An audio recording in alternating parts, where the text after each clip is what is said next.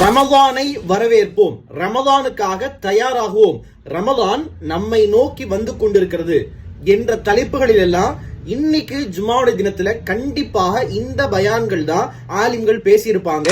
வீட்டில் கூட பெண்கள் ரமலான் நெருக்கமாயிருச்சு, எனவே வீட்டு வேலைகள்லாம் சீக்கிரமா முடிக்கணும்னு சொல்லி எல்லா வேலைகளையும் பார்த்து கொண்டிருப்பாங்க. இந்த நேரத்துல நான் உங்ககிட்ட ஒரு கேள்வி கேட்கறது என்னன்னு சொன்னா, உண்மையிலேயே ரமலானுக்கு நீங்க தயாராக இருக்கிறீங்களா? ரமலான் உங்களை நோக்கி வந்து கொண்டிருக்கின்ற சிந்தனை உங்களுக்கு இருக்குதா? கொஞ்சம் யோசிச்சு பாருங்க.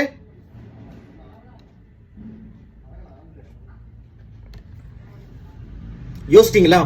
உண்மையிலேயே ரமலானுக்காக நான் தயாராக இருக்கின்ற சிந்தனையோடு இங்க யாராவது இருக்கிறீங்கன்னா நீங்க உண்மையிலேயே மிகப்பெரிய பாக்கியசாலி.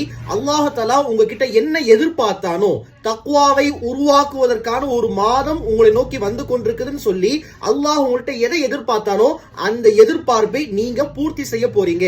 யாரெல்லாம் இன்னும் அந்த சிந்தனைக்கே தயாராகலையோ அவங்க அத்தனை பேருமே தயவு செஞ்சு கொஞ்சம் கவனமாக கேளுங்க. ரமலானுடைய மாதம் என்பது மிக மிக முக்கியமான மாதம். ரமலானுடைய மாதத்துல நோன்பு நோற்பதும், அதாவது ஹலாலான உணவு ஹலாலான குடிபானங்களை விட்டு தவிர்ந்திருந்து நோன்பு நோற்று இரவுல தராவீஹ் தொழுவது மட்டுமே ரமலான் கிடையாது. 12 மாதங்களுமே செய்யக்கூடாத பாவங்களை விட்டு மிக முக்கியமாக தவிர்த்திருக்க வேண்டிய ஒரு மிகப்பெரிய பொறுப்பு நமக்கு இருக்குது.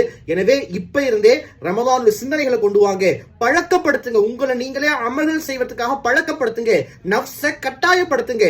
எந்த அமல் செய்ய வேணான்னு சொல்லி உங்க நஃப்ஸ் சொல்லுதோ அந்த அமலை கண்டிப்பா செய்யுங்க. எந்த பாவத்தை கண்டிப்பா செய்து ஆகணும்னு சொல்லி நஃப்ஸ் கட்டாயப்படுத்துதோ அந்த செயலை செய்யவே செய்யாதீங்க. இப்படி செய்தால் கூட முழு ரமலானையும் மிக சரியாக பயன்படுத்தக்கூடிய வாய்ப்பு நமக்கு கிடைக்கும். கடைசி ரமலானாக கூட இருக்கலாம். இந்த ரமலானை மிஸ் பண்ணிடாதீங்க.